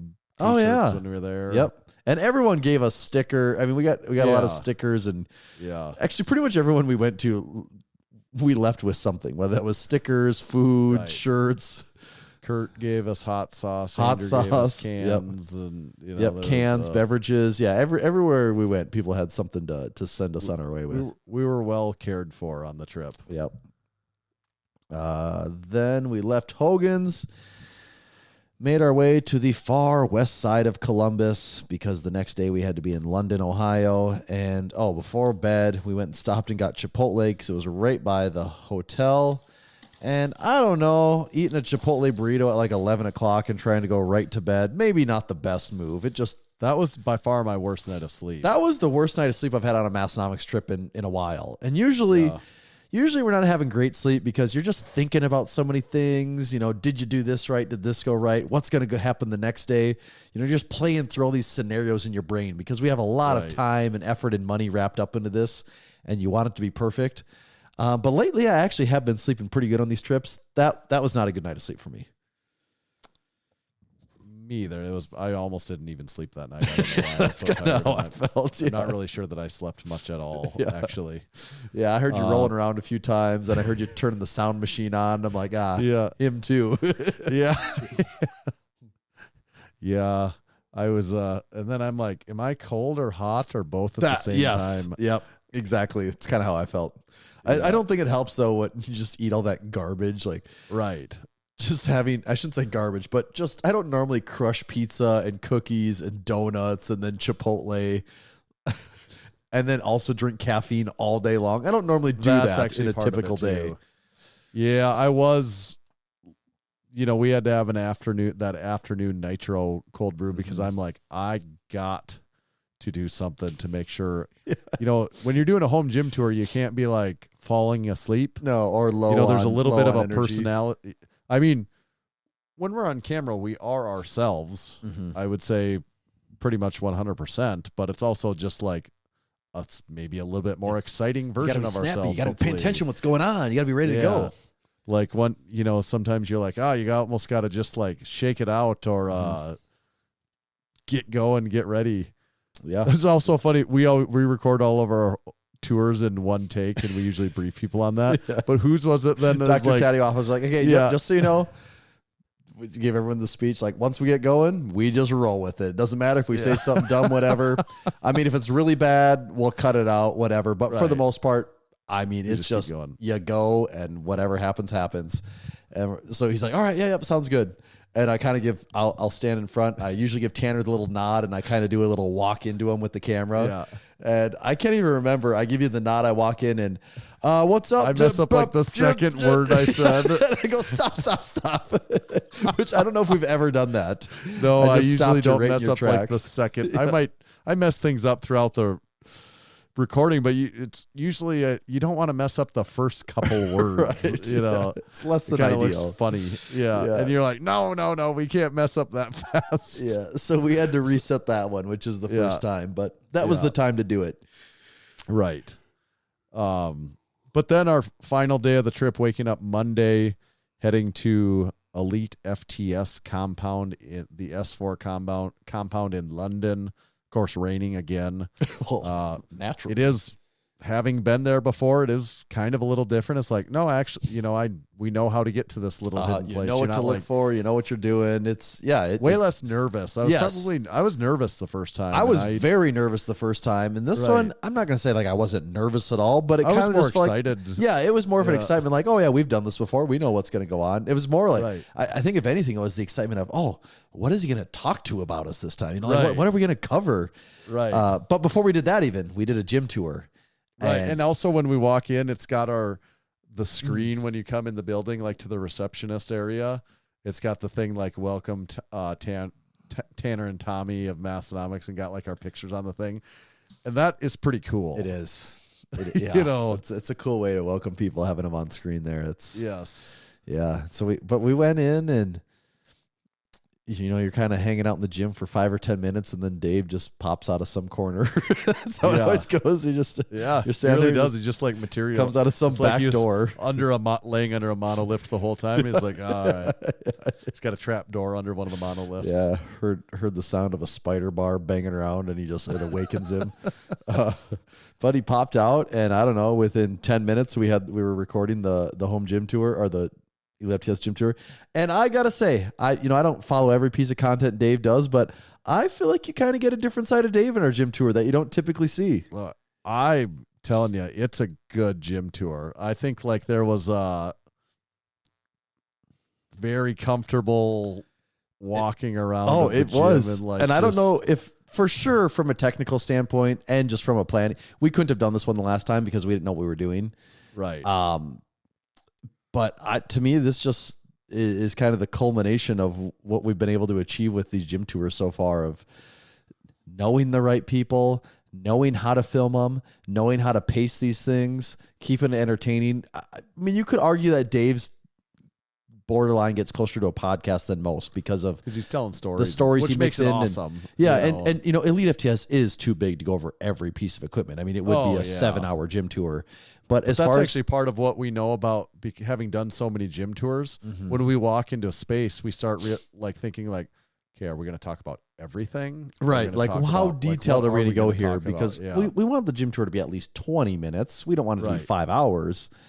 We know, something like that's probably going to be in the 50-minute mark. And just going through the things, and you were calling out things that you thought seemed interesting, and Dave had out things. Yeah, Dave had basically a story for everything, or a reason for why it exists, and he's got some crazy back history on a lot of the pieces, and just talking about what they can do at Elite FTS, and it was I thought it was a really awesome tour, and then it's so big that just it films really nicely. Like that one looks so good on camera. Watching it back, I'm excited for people to see that one, and that's going to be the first one we come out with. From this tour. So by the time you're listening to it, the tour that just came out was the Strength Co tour with Big Grant at Costa Mesa Strength Co.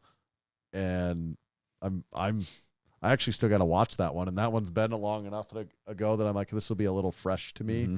So that one, I believe, is going to be pretty cool, especially if you're a supporter of the Strength Co. Grant, Starting Strength, anything like that. I think you'll particularly appreciate it. Yep. If you like gym tours in general, you're going to like it. And then the one that'll follow that, the one that'll come out a few days after this podcast comes out, will be that Elite FTS gym tour with Dave. Really excited for that one. I think a lot of people are going to watch that and just...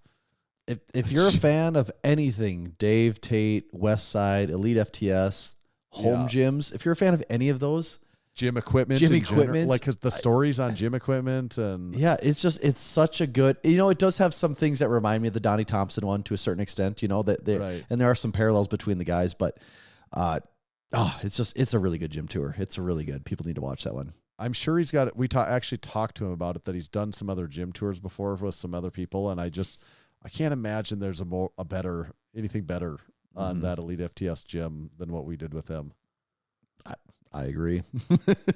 Yeah. Well, and also it's kind of on our benefit. We're so practiced at gym tours at that point. I'm like, oh, this would be easy.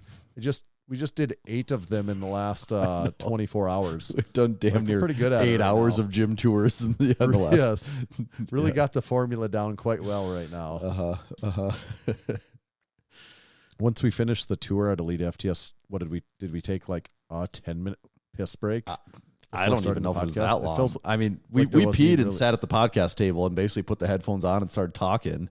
Right. And we were talking for a few minutes, and then Dave goes, "Okay, are we recording? Are we good?" And the guy says, "Yep." And we just continued talking and went right into it. Yes, that's right. Right into chicken. Dave led with chicken bakes this time. He got right to the point. Actually, we were saying it's a great way to start the podcast, is just get the chit chat, just ignore it and get straight to it. And that's what he said. He's like, I'm going to get right to it. What's the deal with chicken bakes? Yeah. And that's a great way to get it going. Yeah, that's smart. And he studies the art of what he's doing and the art of it. I mean, we talk about it on the podcast, and no doubt that's something he picked up somewhere, along the way. And I do like that. Yeah. That is good. Yeah. Especially if you're someone you've already had on before. Then it particularly makes sense. Right. Too. That we don't need to cover the backstory and all that stuff. Right. And, yeah. I mean, we talked probably recording for, was it 2.5 hours? It was about 2.5. Yeah. We went a little over 2 without a bathroom break. And then someone finally tapped. Had to piss so fucking bad before we did that bathroom break. But I thought we were probably wrapping up. I did too. Soon. I thought we were wrapping up. I'm not going to make him take a break when we have 5 minutes left. But I thought that for like 20 minutes. There's probably, I don't know what the time, if it would be like 1:45 to 2 hour mark. I had to piss like the worst I've had to pee my pants in a long time. I was like, but I don't know how I got on the other side. I mean, I had to pee, but I could still hold it. I don't know how I got, because normally that's not the case with me. Yeah. But yeah, we covered home, people have to listen to the episode, but we covered home gyms, gym equipment, just what we're doing with Massenomics. I mean, it was a good conversation. I had a lot of fun. We probably, just like if we have someone on, we're going to cover some of the same, we're going to talk about some of the same stuff again with some of the second time. We probably talked about some similar things to the first time we were on, no doubt. But I think there's a lot of new stuff in there too. I think so. Yeah. And it's a different perspective. If you've listened to 200 or 475 episodes of the Massenomics podcast, and you've also listened to the first Dave Tate episode, you know that it's a little different than with him interviewing us. It's a little bit different than what we talk about when it's just you and I. Yes. And of course, we had to put a little Massenomics flair on it. We had to flip it back on Dave a little bit too. So stay tuned. We got him with a Mount Rushmore, some overrated, underrated. We busted out some horse stall mat coasters for him on the episode. And it was a good time. It was fun. It's a cool experience going there and being a part of that.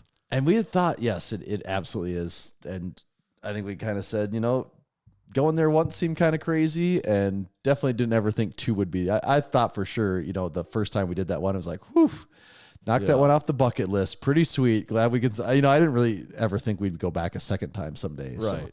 So it was very cool to be able to be a part of that again. It is still so crazy to me because like when I started lifting like this style over 15 years ago now, where I seriously he was like one of the first people that I was ever following, and I was reading his stuff like maybe 16 or 17 years ago. And I was like a fan of this guy. Yeah. And the fact now that we've been there a couple times, been on his podcast twice, it still is a little surreal. And it's also, I'm not going to say we're like tight, close, personal friends of Dave's, of course, but like when you're sitting around there talking, even after it's over, it's like, oh, we're kind of just like, we were talking we're all doing the business, same we were stuff talking here, content, we were talking all types of stuff. And it's like, nope, we're all just doing this. We're all in this together here. All trying to take a shot at this. Yes, that is exactly what it feels like, which is pretty cool. We don't know when the episode is going to come out for sure. He didn't know. I don't know that he makes, I'm sure he and his group all decide that together of when it's actually going to come out. So he said maybe it'll get bumped to, because some of his have been coming out months after they're recorded. So that's probably possible. He kind of alluded to the fact that maybe it would be a little bit sooner than that, but we don't really know. Got done there, and we were initially talking about, is there a way we could get a workout in while we're there? And we actually we brought our stuff. We were planning on doing the workout after we finished recording because we thought there was going to be enough time. And then by the time we were shooting the shit with Dave after he's just sitting at the podcast table still after 2 hours, 30 to 40 minutes recording. Talk to him. After an hour of recording a gym tour, after 2.5 hours of recording, 30 minutes of free recording, and then sitting around for another hour, just continuing to bullshit. And I kind of looked at the clock once, and I'm like, we'd have to like stop doing this now if we're going to go lift. But then I'm like, I think if when we're going to go lift, Dave's probably going to leave at that point.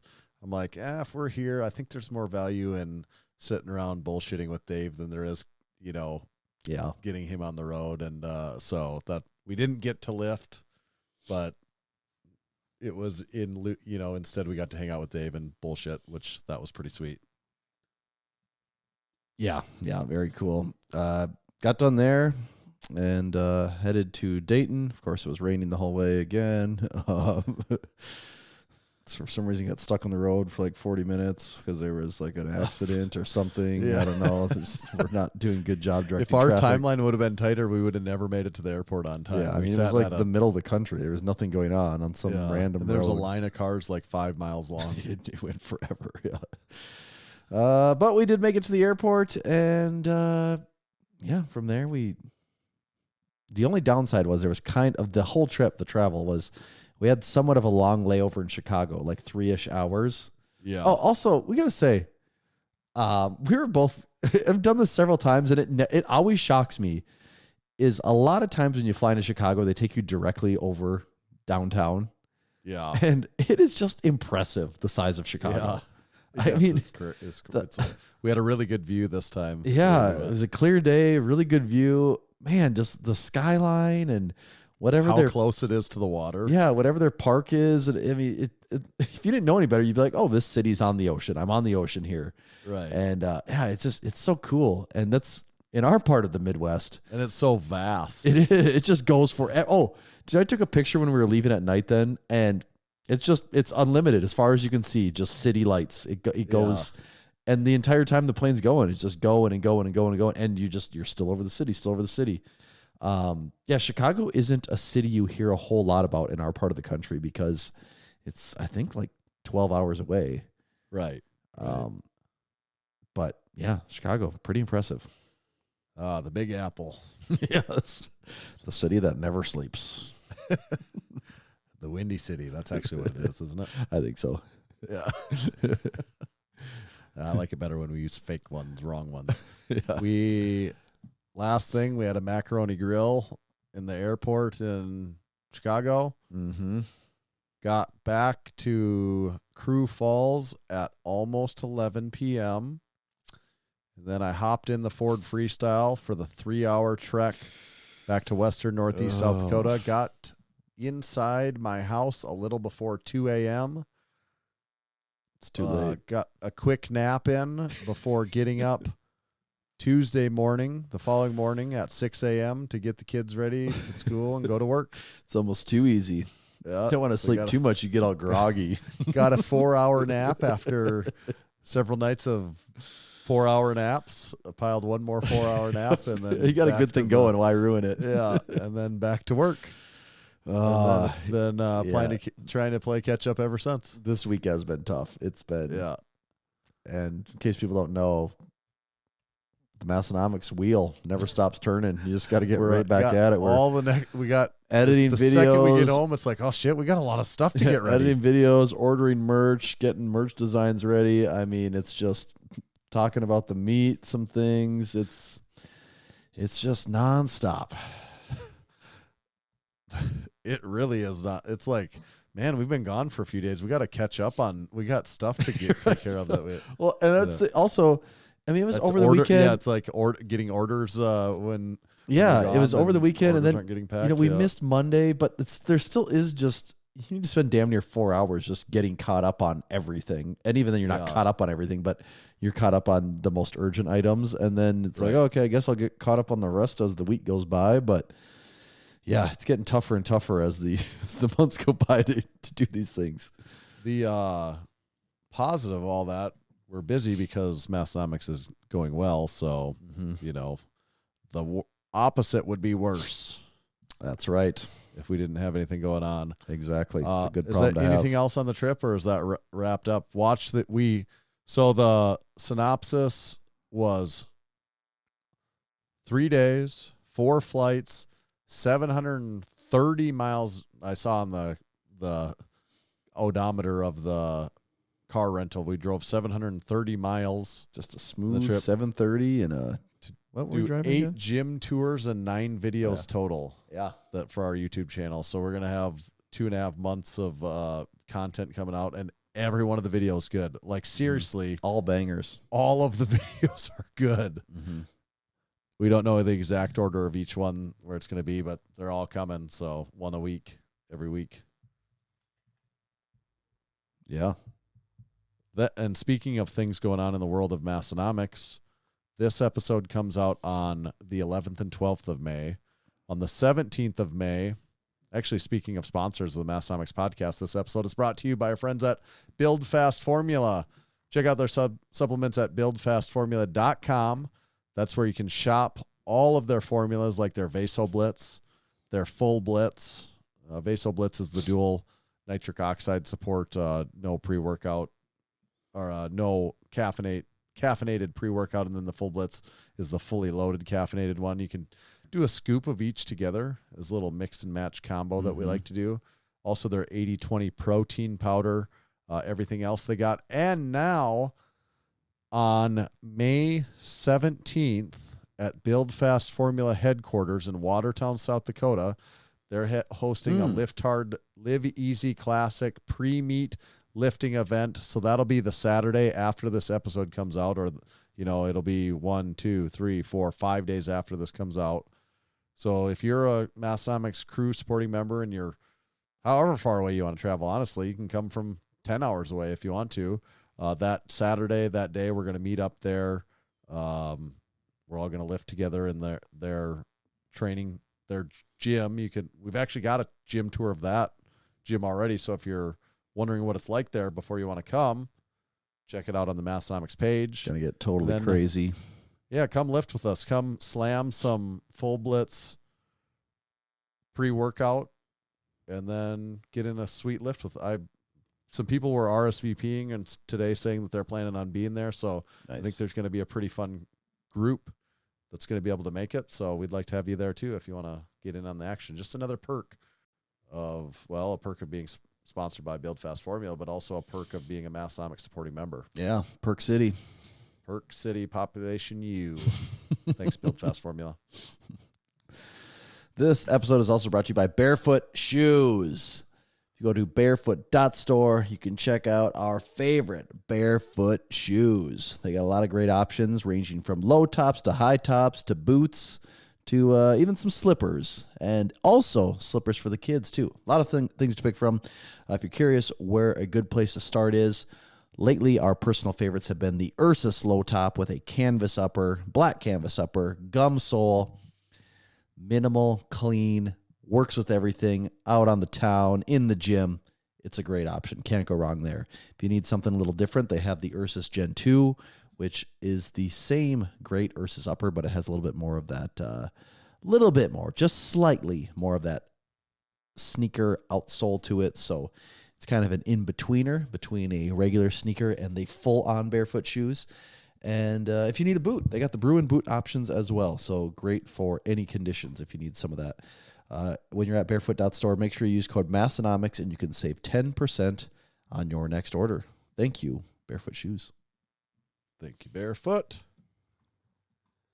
Kind of wondering if we should land this sucker. Let me see. Did we get it all?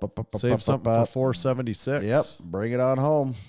Bring it on home, Johnny. Make sure to check everything from the new drop. We've got that Island Reef. Mm-hmm. Sweet, sweet seasonal tee coming in the lifting department. Brand new tee. Never a color seen before like that. Nobody's ever had that color tee in the history of T-shirts. First ones to We do are it. The first ones.